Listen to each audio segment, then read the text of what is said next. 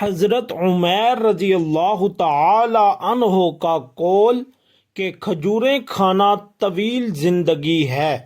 غزوہ بدر میں حضور اقدس صلی اللہ علیہ وسلم ایک خیمہ میں تشریف فرما تھے۔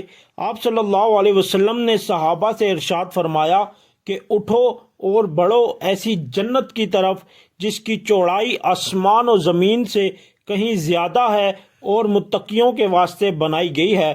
حضرت عمیر بن الحمام رضی اللہ تعالی عنہ ایک صحابی ہیں، وہ بھی سن رہے تھے۔ کہنے لگے واہ واہ۔ حضور صلی اللہ علیہ وسلم نے فرمایا واہ واہ کس بات پر کہا؟ عرض کیا یا رسول اللہ، مجھے تمنا ہے کہ میں بھی ان میں سے ہوتا۔ آپ صلی اللہ علیہ وسلم نے فرمایا تم بھی ان میں سے ہو۔ اس کے بعد جولی میں سے چند کھجوریں نکال کر کھانے لگے۔ اس کے بعد کہنے لگے کہ ان کھجوروں کے ختم ہونے کا انتظار جو ہاتھ میں ہے بڑی لمبی زندگی ہے، کہاں تک انتظار کروں گا؟ یہ کہہ کر ان کو پھینک دیا اور تلوار لے کر مجمع میں گھس گئے اور شہید ہونے تک لڑتے رہے۔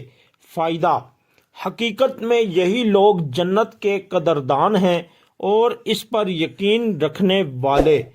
ہم لوگوں کو بھی اگر یقین نصیب ہو جائے تو ساری باتیں سہل ہو جائیں۔